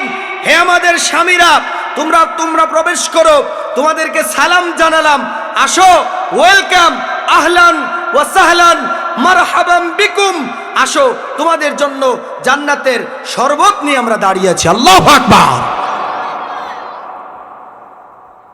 এখন জাহান্নামের চাবি নিয়ে গেলে এই সালাম পাওয়া যাইব? লাথি দিয়া বের করে দিব, কইব তুই এনাইছত কীর্তি, এনেছত কীর্তি, তুই বাজার যা, মাহফিল চলছে এন, তুই বাজার করছ, তুই এনাইছত কি লেগা? এদিকে আজান হয়েছে, নামাজ হয়েছে, তুই ঘুমাইয়াছিলি, ফজরের সময় অনেক মানুষ ঠান্ডা পানি দিয়ে ওযু করে করে মসজিদে গিয়েছে, সে জান্নাতে যাবে না, তুই বেটা ঘুমাইছিলি, সূর্য উঠার পরে 12টা বাজে উঠছস, তুই বুঝি জান্নাতে যাবি? লাথি দিয়ে জাহান্নামে পাঠায় দেবে, ঠিক কিনা বলে? তাহলে আমরা কি হারাম খাবো না ছাড়বো? জোরে বলেন না, আরেকটু জোরে বলেন। আমাদের সমাজে হারামের ভিতরে স্পেশাল আছে সুদ। কি আছে? ও হুজুর কত কইবেন, যত হয় ততই বলতে হয়। কারণ হচ্ছে কি জানেন, আমরা শেষ জামানায় চলে আসছি, যেখানে মানুষ না চাইলেও পাপের সাগরে ডুবে যাবে, কিন্তু একদল মানুষ তো থাকবে, তারা আপনাকে অন্ততপক্ষে মসজিদের ইমাম সাহেব তো আর সুদ খায় না, ঠিক নেই? কথা কয় না, ঠিক নেই? যে বেটা মসজিদের ইমাম, সে যদি সুদ খায়, যদি শোনেন, চাকরি থাকবো? কথা কয় না, চাকরি থাকবো? কমিটি 16 জনের কমিটি, এর মধ্যে 6 জনের সুদ খায়, তারা মসজিদের কমিটিতে ঠিকই থাকতে পারে, মসজিদের ইমাম সাহেব সুদ খাইলে এবারে মসজিদে বিতাড়িত করে, আছে না নয়? যদি মসজিদের ইমাম হারাম খাইলে, বিড়ি সিগারেট খাইলে, নেশা করলে, জুয়ার সাথে লিপ্ত হলে, হারামের সাথে থাকার কারণে মসজিদের ইমামের যদি চাকরি চলে যেতে পারে, কমিটিতে থাকা হারামখোর, বেনামাজি, সুদখোর, ইসলামের বিপক্ষে যারা, তাদেরও চাকরি থাকবে না, তাদেরও দায়িত্ব থাকবে না, ঠিক কিনা বলেন? মসজিদের কমিটি হয়েছে সুদখোর, মসজিদের কমিটি হয়েছে হারা জীবন 40 বছর 50 বছর সরকারি চাকরি করছে, পিয়নের চাকরি, 400 কোটি টাকার মালিক হয়েছে। এই বেটা, পিয়নের চাকরি করে বুঝে 400 কোটি টাকার মালিক হওয়া যায় রে? হারামখোর। তে আইয়া যখন ভাব লইছে, দাড়ি কয়টা হয়েছে, বাস বেকা হইয়া গেছে তো। এবার মসজিদের প্রথম কাতারে কয়েকদিন নামাজ পড়ছে, রিটায়ার্ডে আইসা সবাই চিন্তা করছে এর চেয়ে বালা মানুষ কাটা, আমরা তো বালা না, এবারে বয় দিয়ে মসজিদের সভাপতি কইরা, আছে না নাই? কথা কয় না, আছে না নাই? চাকরি করানোর সময় তার যদি ডাক দিছে বলে বাইসা ভাইয়ের না নামাজও, কয় যা তুই যা, আমি যাইতাম না, কাফর বালা না, আছে না নাই? এই লোক যখন দেখছে বাড়িতে আইসা ওই চলাচলে তো ভাত নাই, একটু বুজুর্গি ভাব নিছে, বাস তারে কমিটি বানাই দিছে, তার পিছন তালাশ করছেন মিয়া। ইমাম সাহেবের চাকরি দেওয়ার সময় তো 14 গোষ্ঠীর খবর লন, আছে না নাই? ইমামের চাকরি দেওয়ার আগে কোন চাকরি করছেন, কে রে চাকরি গেছে, এটা খোঁজেন। আরেকজনের মসজিদের দায়িত্বশীল বানাচ্ছেন, সে আগে কোন চাকরি করছে, কোন পথে ইনকাম করছে, এটা খোঁজার দরকার নাই? কিন্তু আমরা খুঁজি, কথা মানে খুঁজি। ভাসুরের নাম নিলে কয় বেয়াদব, আছে না নাই? ভাইয়েরা আমার, তাহলে আমরা করতেছি জাহান্নামের কাজ এবং টার্গেট নিয়েছি আমি জাহান্নামে যাবই, কে আটকায় দেখব। কিন্তু আমরা আবার মানুষকে ধমকাই, মানুষকে বুঝাইতে যাই, নিজের ঘরে তো ঠিক নাই, ঠিক কিনা বলেন? আল কাইয়িসু মান দানা নাফসাহু ওয়া আমিলা লাহু লিমা বাদাল মাউত। আল্লাহ রাসূল বলেছেন সবচাইতে চালাক ব্যক্তি তো হচ্ছে ওই ব্যক্তি যে নিজেকে নিয়ে সমালোচনা করে, অন্য কি নিয়ে নয়, ঠিক কিনা বলেন? নিজেকে নিয়ে চিন্তা করতে হবে, সে হচ্ছে সবচেয়ে চালাক। আমি যে কাজটা করতেছি এটা কি ঠিক করছি কিনা, আত্মসমালোচনা করা। আমি কি যেই খাবার খাচ্ছি সেটা হালাল খাচ্ছি কিনা, এই সমালোচনা করা। আমি যেই পোশাক পরছি, আমি যে ইনকাম করছি ভাই, এগুলো কি হালাল কিনা, এই চিন্তা করাটাই হচ্ছে নিজের প্রতি নিজের সদয় হওয়া। এই চিন্তা না করে অন্যায় পথে যদি পা বাড়াতে থাকেন আর নফসকে যদি না বুঝান, তাহলে নবীজি বলছেন তার চেয়ে বড় বুকা, তার চেয়ে বড় আহাম্মক এই জমিনে আর একজন হতে পারে না, ঠিক কিনা বলেন? এখন আমরা তো জানি যে সুদখুর যে সুদ দেয় তে মনে খারাপ, আমরা এটা জানি না? কিন্তু রাসূলুল্লাহ বলেন লানা রাসূলুল্লাহি সাল্লাল্লাহু আলাইহি ওয়াসাল্লাম আকিলার রিবা ওয়া মুকিলাহু ওয়া শাহিদাইহি ওয়া কাতিবাহু উলাইকা হুম সাওয়া। যে ব্যক্তি সুদে টাকা লাগাইতেছে তারই আমরা খারাপ মনে করি, কিন্তু নবীজি বলছেন তে ছাড়াও আরো তিনজন আছে এরকম সমান খারাপ। কয়জন? কথা কেন কয়জন? যে ব্যক্তি টাকা দিল এই লোকটা সুদ খায়, যে ব্যক্তি টাকা নিল এই লোকটা ঠিক সমান অপরাধী, এবং যেই লোকটা সাক্ষী হলো এই লোকটা খাইয়া না খাইয়া, মানে খাইছেও না পাইছেও না কিচ্ছু না, কিন্তু সাক্ষী রয়েছে আর কি, বাস। নবীজি বলছেন উলাইকা হুম সাওয়া, এও সমান। যে দিল তার লাভ হইল, যে নিল তার লাভ হইল, যে সাক্ষী হইল তার কি লাভ হইল, তার কি ফায়দা হইল? কিন্তু নবীজি বলছেন এও সমান অপরাধী। শুধু তাই নয়, ওয়াকাতিবাহু, অনেকে আছে লেখে ব্যাংকে এনজিওতে যখন কিস্তির টাকা আনতে যান, এটা লেখালেখি হয় না? কতক্ষণে লেখালেখি হয় না? দলিল জমা দিতে হয়, গাড়ি থাকলে গাড়ির কাগজ দিতে হয়, তারপরে একজনে বৈশা বৈশা লেখে, লেখার পরে কাগজটা দিয়া কই সারেতে সিগনেচার আনেন, যেতে লেখছে, যেতে সাক্ষী হয়েছে, লগে আবার দুইজন সাক্ষীও লাগে, ঠিক না? সাক্ষী কিরকম জানেন? আগে কিস্তি নিছে এরকম দুইজন লোক লাগবে, ঠিক নেই? হেতে আগে জাহান্নামে গিয়া রয়েছে, আপনি যাইবেন, আপনার সহযোগিতা করব, এরকম একজন বা দুইজন লাগবে। এই চার শ্রেণীর মানুষ নবীজি বলছেন উলাইকা হুম সাওয়া, কারো অপরাধ কোনো কম না। যে টাকা দিছে নিছে এদের লাভ লোকসান আছে, যে লেখছে আর যে সাক্ষী হয়েছে তার তো কোনো লাভ লোকসান নাই। নবীজি বলছেন এই চার শ্রেণীর মানুষকে আমি সমানভাবে লানত দিলাম, এরা সবাই জাহান্নামী, এরা জাহান্নামী, এরা কখনোই জান্নাতে যেতে পারবে না। বলেন নাউজুবিল্লাহ। তাহলে সুদ খাবো? কতখানে খাবো? সুদখোরের সংখ্যা আগের চেয়ে বাড়ছে না কমছে? গরিবের সংখ্যা বাড়ছে না কমছে? জাকাত ভিত্তিক অর্থ ব্যবস্থা না থাকার কারণে, ইসলামী অর্থনীতি না থাকার কারণে সুদখোর বাড়বেই, সুদ নেউন্য ব্যক্তিও বাড়ব, গরিবও হতে থাকবে মানুষ। কারণ দারিদ্রতা দূর করার জন্য যেটা দরকার আমাদের এই রাষ্ট্রে সেটা নাই, ঠিক কিনা বলেন? দারিদ্রতা দূর করার জন্য আমরা মনে করি ভিক্ষা দেওয়া না। আপনি ভিক্ষা দিয়ে একজন মানুষকে কখনো আপনি স্বাবলম্বী বানাতে পারবেন না। কারণ ভিক্ষা, আপনি 500 টাকার মালিক, আপনি 400 টাকা ভিক্ষা দিবেন না, দিলে 5 টাকা দিবেন, ঠিক কিনা বলেন? তা আল্লাহ তাআলা বলছেন যে যারা ধনী লোক আছো তোমরা সবাই তোমাদের যেই ধনভাণ্ডার আছে সেখান থেকে আমার হুকুম মতো 40 ভাগের 1 ভাগ আল্লাহর রাস্তায় দিয়ে দিবা, জাকাত আদায় করবা। সেই টাকাগুলো রাষ্ট্রীয় কোষাগারে জমা থাকবো। আবার আমরা বাংলাদেশের মতন কোষাগারে জমা থাকলে আবার বেগম পাড়ায় বাড়ি বানাইবো, ঠিক কিনা বলেন? আমাদের দেশের মতো রাষ্ট্র ব্যবস্থা থাকলে এখানে যদি জাকাতের টাকা তুলে রাখা যায়, এটার তো কোনো হিসাব নাই, হিসাব আছে? এই জাকাতের টাকা সুন্দর মতো মাইরা খাইয়া এটার কোনো রসিদ কোনো কিচ্ছু নাই, কোনো সাক্ষী নাই, কিচ্ছু নাই। রাষ্ট্রের হিসাবের টাকা মাইরা দেয়, জাকাতের টাকা হইলে তো কথাই নাই, ঠিক কিনা? তাহলে এগুলো জমানোর পরে রাষ্ট্র খোঁজ নিবে। কোনো ব্যক্তি ভিক্ষা চাইতে যাবে না, কোনো ব্যক্তি টাকা চাইতে যাবে না, রাষ্ট্র খোঁজ নিবে।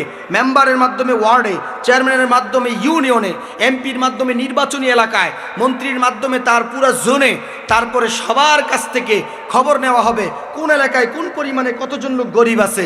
রাষ্ট্রীয় কোষাগার থেকে এই যে জাকাতের টাকাটা, এই টাকাটা বন্টন করে ওই মানুষগুলাকে দাও।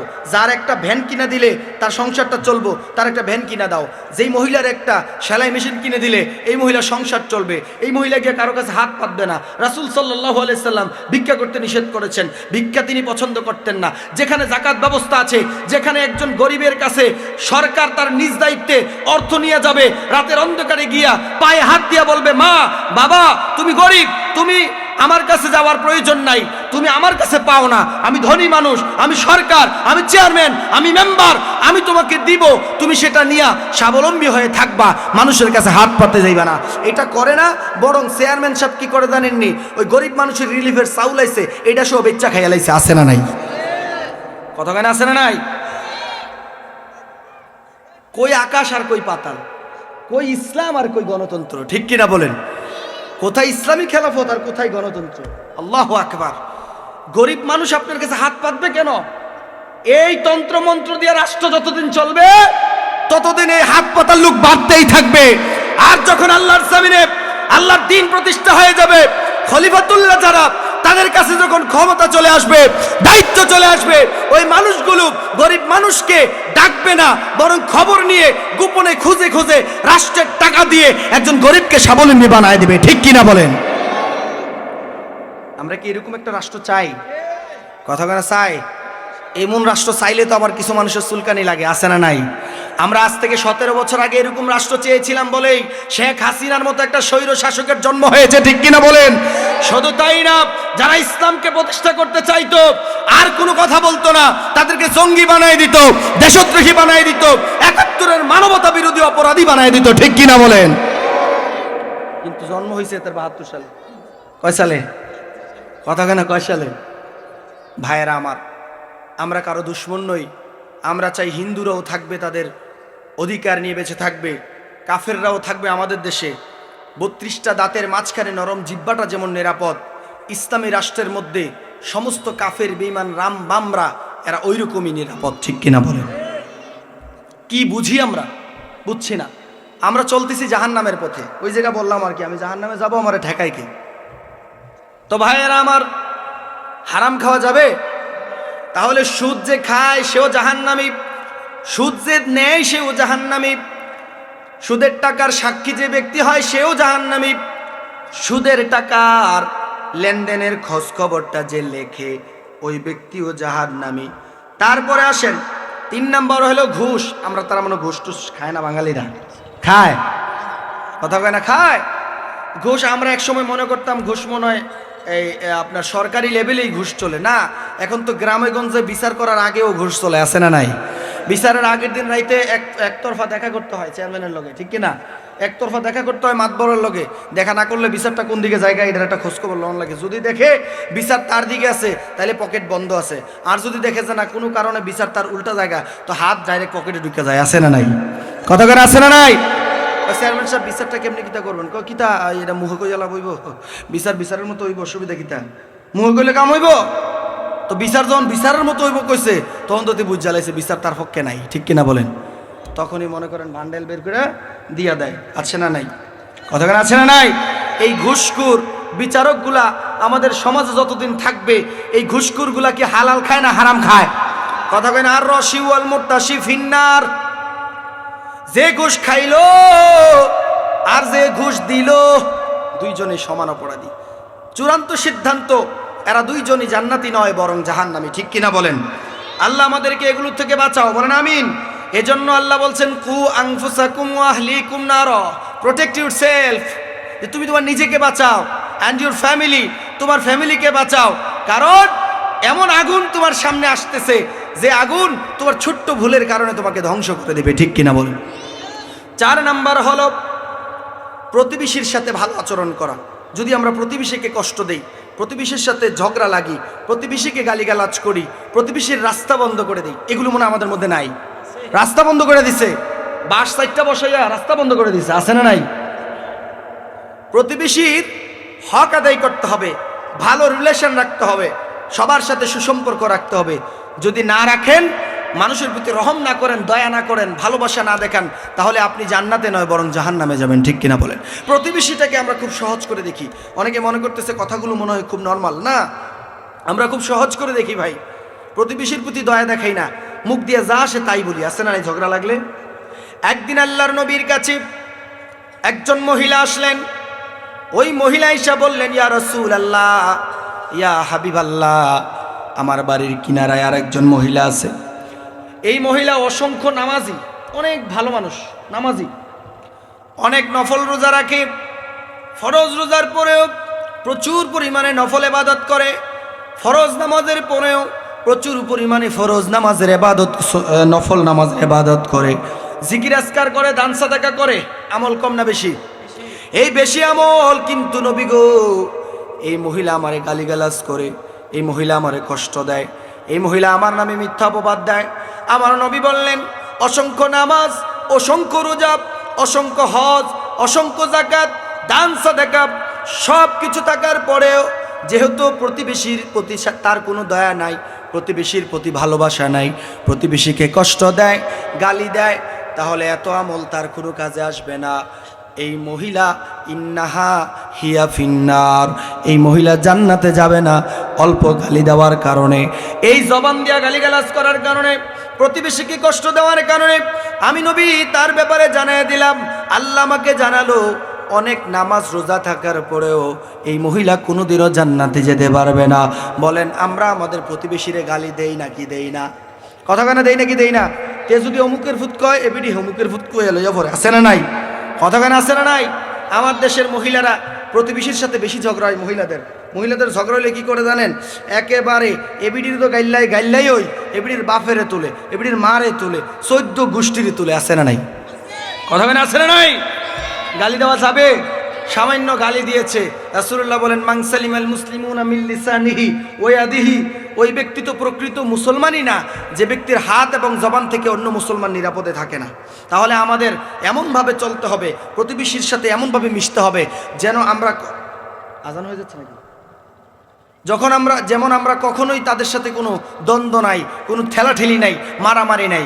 কিন্তু ভাই, প্রতিবেশীগুলো এমন হয় যে কখনো কখনো এই লোকটার বাড়িটা একটু পিছনে, আপনি পড়ে আসছেন, এই লোক সামনে রাস্তার পাশে বাড়ি করছে, এখন পিছনের বাড়ি কাজ করার জন্য মালামাল আনা নেওয়া করতে হয় না, এখন আপনি দিক দিয়ে মাল নিবেন, এই রাস্তাটা বন্ধ করে দিছে। আছে না নাই? কেন বন্ধ করছে জানেননি? ঘটনা আছে তো।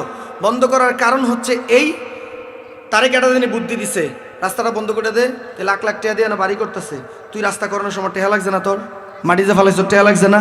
ইটটি যে ফালাইছ টেহা লাগছে নি? অন্তে তো মাগনা ভাইয়া লাগছে, রাস্তা বন্ধ করে দে, 10,000 টাকা লবি, এর আগে রাস্তা খুলবি না। আছে না নাই? কথা কেন আছে না নাই? এটাকে হালাল নাকি হারাম? রাস্তা বন্ধ করে দিস।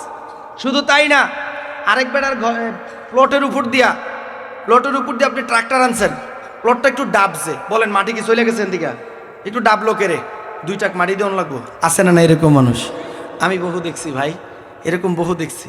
এরকম মানুষ ট্রাক্টরটা এদিক দিয়ে আইলো কেরে, আওয়াজ হইলো কেরে, ইট ফালাইতো লইয়া এবার কাঁঠাল গাছের চামড়াটা কেড়ে একটু চলাইলো, 5,000 টাকা দেওয়া লাগবো। এরকম মানুষ মনে হয় নাই। বলেন, এই প্রতিবেশী যার আছে তার কি আর শত্রু লাগে? কথা বলেন, এরকম প্রতিবেশী যার আছে তার শত্রু লাগে? লাগে না ভাইয়ের আমার। কিন্তু নবীজি বলছেন, এইরকম প্রতিবেশী থাকা যাবে না। তোমরা একে অপরের সাথে এমনভাবে থাকবা মনে হয় যেন একই মায়ের পেটের 2টি ভাই আছো। বলেন না সুবহানাল্লাহ? তাহলে প্রতিবেশীকে যারা কষ্ট দেয় তারা কখনো জান্নাতে যায় না। তারপরে আল্লাহর নবী বলছেন, পৃথিবীর মানুষ আমলের বাহাদুরি যারা করে, আমলের অহংকার যারা করে, হিংসা কিবির যারা করে, তারা কখনো জান্নাতে যেতে পারে না। বলেন, আমাদের মধ্যে অহংকার আছে না নাই? একজন হুজুর মানুষ, আমরা হুজুরের দিয়েই উদাহরণ দিই আর কি। ধরেন আমার একজন একটা প্রশ্ন করছে, প্রশ্নটা আমি ভুল দিয়েছি, কোনো কারণে এই লোকটা সঠিক কথাটা জানতে পেরেছে। এখন আমার যখন কইছে যে হুজুর আপনি তো ভুল কইছেন, এটা কি ঠিকঠাক কি হবে, তখন আমি রুজু করি না, না কইরা বলি, তুই হেতে বেশি জানেরি, আমারটা তো ঠিক আছে, আমি কইছি আমারটা তুই হুনস না। কিন্তু এই লোক যে ভুল করেছে, এই ভুলের প্রতি রুজু করে না, এমন মানুষ আছে না নাই? কিন্তু আমার আল্লাহ বলেন, আজান কি এত তাড়াতাড়ি হয়ে যায়? 7টা জামাত, আপনাদেরকে কি কষ্ট দিলাম? আমি খারাপ লেগেছে? তো আমার আল্লাহ বলছেন, এখানেও আজান হবে কিছুক্ষণের মধ্যে, হ্যাঁ আজান আমি শেষ করে দিচ্ছি। তো ভাইয়ের আমার এখানে আজান হবে, জামাতে হবে, কেউ যাইয়েন না মুরব্বী, ও যাইয়েন না। তো ভাইয়ের আমার, তো অহংকার আমাদের মধ্যে আছে, আমরা রুজু করতে চাই না, ছোট হতে চাই না, ভুল করেছি, ভুলের উপরে অটল অবিচল থাকছি। কিন্তু আমার আল্লাহ বলছেন, যদি তোমার দ্বারা ভুল হয়ে যায়, ওই ভুল থেকে যদি তুমি রুজু করো, নিজেকে যদি মনে করে যে না আমার কাজটা ভুল ছিল, কথাটা ভুল ছিল, তাহলে আল্লাহ তাআলা তোমাকে এমন পুরস্কার দিবে। এর প্রমাণ নবী আদম আলাইহিস সালামের বেলায় তাকে আল্লাহ বলেছিল লা তাকরাবা হাদিহি শাজারা, খেয়াল করে শুনেন, বলছে আদম ওই যে গাছটা দেখা যায়, ওই জান্নাতের ভিতরে তুমি থাকবা, যেখানে খুশি যাওয়া, যেখানে খুশি যা খুশি খাইবা, কিন্তু তুমি ওই গাছের কাছে যাইও না। এ কথা বলার পর আদম আলাইহিস সালাম কিন্তু ঠিকই গাছের কাছে চলে গেছে, এটা ভুল করে গেছে। এটাকে কেউ গুনাহ বলবেন না, কারণ নবীরা গুনাহ করতে পারে না। আল্লাহ ইচ্ছে করে তাদেরকে ভুল করিয়েছেন আমাদেরকে শিক্ষা দেওয়ার জন্য। কারণ বাবার চরিত্র যেমন, ছেলের চরিত্র অনেকটা এরকম হওয়ার সম্ভাবনা আছে না নাই? আদম আমাদের বাবা, তাকে দিয়ে বোঝাচ্ছেন যদি ভুল হয়ে যায় তাহলে সেখানে বসে থাকা যাবে না, ফিরে আসতে হবে। এবার আদম আলাইহিস সালাম গন্ধম খেয়ে ফেললেন, আল্লাহ তাকে জান্নাত থেকে বের করে দিলেন। বের করে দেওয়ার পরে তিনি বছরের পর বছর, শত শত বছর কান্না করলেন, ভুল স্বীকার করলেন যে আল্লাহ আমি ভুল করেছি, আপনার আদেশটা মানতে পারি নাই, আল্লাহ আমাকে ক্ষমা করে দেন। আল্লাহ তাআলা এক পর্যায়ে ক্ষমা করলেন, শুধু ক্ষমা করেনই নাই, আল্লাহ এমন সম্মান দিলেন, আল্লাহ বললেন নবী এ আদম, এখন থেকে শুধু তুমি আদম নয়, তুমি এখন আদামু নবিয়্যুল্লাহ, এখন থেকে তুমি আমার নবী হয়ে গিয়েছো। বলেন না সুবহানাল্লাহ। তাহলে ভুল থেকে ফিরে আসলে সওয়াব আছে না নাই, সম্মান আছে না নাই? না বলতে শিখতে হবে ভাই। আমাদের দেশের হুজুরারে আমি সবসময় বলি, এটা একটা প্রশ্ন করছে, চিন্তা করছে যে এবারে প্রশ্ন করছে, এবারে এটা আসলে জানে না বা কম জানে, পরিপূর্ণ জানে না। এখন চিন্তা করলো যে আমি ঢাকা থেকে আইসি, এনে ওয়াজ করতাম, আমার এই প্রধান বক্তব্য করে আনলো, আমি যদি উত্তরটা না দিই তারা কি তা মনে করবে? আছে না নাই? ইবনে মাসউদ রাদিয়াল্লাহু তাআলা আনহু একদিন তিনি বললেন, আমাকে যদি কেউ কোনো প্রশ্ন করে আমি উত্তর দেই না। ইবনে মাসউদ নবীজির সাহাবী, কয় কেন উত্তর দেন না? কয় একজন না জানা লোক, সে আমার কাছে জানলো, জানার পরে সে এটা মানলো না, না মাইনা সে আল্লাহর কাছে একদিন আসামি হবে, বলবে এই তুই এটা জানলি, জানার পরে এটা মানলি না কেন, কার থেকে জানছস? তো কই বোঝে আল্লাহ ওই আব্দুল্লাহ ইবনে মাসউদের থেকে জানছিলাম। এবার আব্দুল্লাহ ইবনে মাসউদকে আল্লাহ ধরবে, বলবে তুই তারে জানাইলি, জানানোর উপরে কেন গাইড করলি না? আব্দুল্লাহ ইবনে মাসউদ বলেন ও আমাকে সিঁড়ি বানাইয়া ও জান্নাতে চলে যাবে আর আমার হাসরের মাঠে দাঁড় করাইয়া রাখবে। এই জন্য না বলতে শিখতে হবে। সব উত্তর দিতে যাইয়েন না, সব বিষয়ে কথা বলতে যাইয়েন না।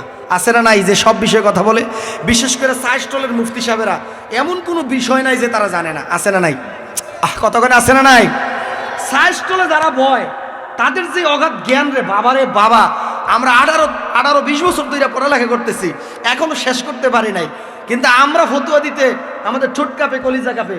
কিন্তু এবার গরম চা মুহ দিছে, এবার মুখ তো গরম হয়ে গেছে, যা খুশি বলতেছে, এই তা ধরে আন, তে খারাপ, এমন খারাপ। কয় হুজুর, কয় ও চাচা মাহফিলে যাইতেন না?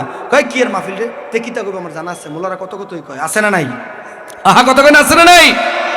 মসজিদের ইমাম সাহেবের ব্যাপারে বলে কাকা বেতন তো বাকি রয়েছে, কারে রাখ, হুজুরের এত সুডু ফেট, আমরা ভাই খাইতেছে, আছে না টাকা পয়সা, হ্যাঁ বেতন দিয়ে কিতা করবো? এবার এক ফেট এক সেট, এবার কি বেতন দিয়ে কিতা করবো? হুজুরের বেলা বেতনের প্রশ্ন, কিন্তু নিজের ফুতে যখন 1 মাস টিয়াটা না ফাড়ায়, এরপরে খবর হইয়া জায়গা, ঠিক কিনা বলেন? 4-5 দিন ধরে চাইস্টল আইয়ে না, এবার দিকে কি তো আপনি আইয়েন না করে করতে তো টেয়াবাড়ানোর কথা আছিল, তুই না বাহিটে হাফানা, এটা না দিলে তুই চা খাওয়াবি। আছে না নাই আমার ভাইয়েরা? তাহলে আমাদেরকে এমনভাবে চলতে হবে যেন আমরা অহংকার না করি, কাউকে যেন নিজের থেকে ছোট না দেখি। কারণ নবীজি বলছেন, তুমি যখন নিজেকে খুব বড় মনে করো তখন তুমি তোমার নিচের দিকে তাকাও। তুমি দেখো, তুমি যদি 1 কোটি টাকার মালিক হও, তুমি তোমার চেয়ে একটু নিচু পর্যায়ের মানুষের দিকে তাকাও, তাহলে তোমার হৃদয়টা ছোট হয়ে আসবে। অথবা তোমার চেয়ে বড় একজনের দিকে তাকাও, দেখো তোমার চেয়ে বড় ধনী আছে, হ্যাঁ তোমার ক্ষমতা হয়েছে, তুমি চেয়ারম্যান হয়ে গেছো, তুমি যা খুশি তাই করতেছো, তুমি একবার তোমার উপরের দিক তাকাও, তোমার চেয়ে ক্ষমতাশীল কেউ না কেউ আছে। আছে না নাই? তুমি পিপিলিকাকে দুর্বল মনে করছো, পিপিলিকাকে তুমি চাইলে পাড়া দিয়ে মেরে ফেলতে পারছো, পিষে ফেলতে পারতেছো, কিন্তু তুমিও রেডি থাকো, তুমিও একজনের কাছে দুর্বল, তোমার চেয়ে বড় কেউ আছে। আছে না নাই বাবাজিরা আমার? তাহলে আমরা এমনভাবে চলার চেষ্টা করব, হৃদয় থেকে অহংকার বের করে দিতে হবে, হৃদয়টাকে এমনভাবে সাজাইতে হবে যেখানে কোনো অহংকার নাই। আমাকে একজন গালি দিয়েছে, আমি তার কাছে চলে যাব। নবীজি বলছেন আত্মীয়তার সম্পর্ক ছিন্ন করো না, যদি আত্মীয়তার সম্পর্ক ছিন্ন করো তাহলে তোমরা জাহান্নামে যাবা। আরে ভাই, এমন মানুষও তো আছে কপাল পোড়া, যে আত্মীয়তা তো দূরের কথা, নিজের বাবা মার সাথে সম্পর্ক ছিন্ন করে। আছে না নাই? কতক্ষণ আছে না নাই? বাবা মাকে ফেলে সে ঢাকায় চলে যায়, 1 মাস 2 মাস 4 মাস 6 মাস 1 বছর চলে গেছে, বাবা মার কোনো খবর নাই। ভাইয়ারা আমার, এগুলো করা যাবে না ভাই। এক সাহাবী এসে নবীজিকে বলছে, 1 মিনিটে শেষ করে দেবো। এক সাহাবী এসে নবীজিকে বলছে, ইয়া রাসূলুল্লাহ, আমি আমার আত্মীয়ের সাথে সম্পর্ক রাখতে চাই, কিন্তু আমার আত্মীয়টা আমাকে দাওয়াত করে না, আমার আত্মীয়টা আমাকে খুঁজে না, সে আমার সাথে মিশতে চায় না। নবীজি বলছে, জানেন, নবীজি বলছে আত্মীয়তার সম্পর্ক ওইটাকে বলে না যে 2 সাইডের আত্মীয় মিল আছে, মহব্বত আছে, এটাকে আত্মীয়তার সম্পর্ক রক্ষা বলে না। রক্ষা হচ্ছে সেটা, তোমার এক ভাই তোমার সাথে কথা বলতে চাচ্ছে না, তুমি নিজে গিয়ে তার সাথে কথা বলবা, এটা হচ্ছে আত্মীয়তার সম্পর্ক রক্ষা করা, ঠিক কিনা বলেন? তোমার এক বোন, তার সাথে তোমার সম্পত্তি নিয়ে ঝামেলা হয়েছে আর কি, তারপরে মিটমাট হয়ে গেছো, 20 বছর হয়ে গেছে, ভাই বোনের সাথে কথা বলে না, আছে না নাই? তোমার বোনটা না বুঝে নাই, তোমার বোনটা না রাগ করেছে, তোমার তো বোধশক্তি আছে, তুমি তো জানো, তুমি তো বুঝো, তুমি বড় ভাই, যাও না বোনের বাসায় একদিন যাও, বোন কি তোমার বের করে দেবে? বোনের বাসায় যাও, তাকে বলো, নাইলে বোন ভুলটা আমারই হয়েছে, ঠিক আছে, যা আজকে থেকে আমরা ভাই বোন মিলেমিশে থাকবো, নাইলে তোরটা আমি খাইছি, নাইলে আমারটা তুই খাবি, এরকমই তো, ঠিক কিনা? কারণ বোন তোর সম্পত্তিও তোর সাথে কবরে যাবে না, আমারটাও আমার সাথে কবরে যাবে না, সম্পদের জায়গায় সম্পদ থাকবো। হ্যাঁ, আমি চলে যাব, যে সম্পত্তির জন্য ভাই বোন মারামারি করলাম, এই সম্পত্তির মধ্যে দাঁড়াইয়া কত মানুষ প্রস্তাবও করে, ঠিক কিনা বলেন? কথা কয় না, ঠিক কিনা? এটাই তো দুনিয়ার ভাই, এই সম্পত্তি কবরে যায় না। সুতরাং যে কথাগুলো বললাম, যে কাজগুলো করলে জাহান্নামে যেতে হবে, এই সমস্ত কাজ থেকে যেন আল্লাহ আমাদেরকে হেফাজত করে, আমাদেরকে বাঁচায়, বলেন আমিন। একটা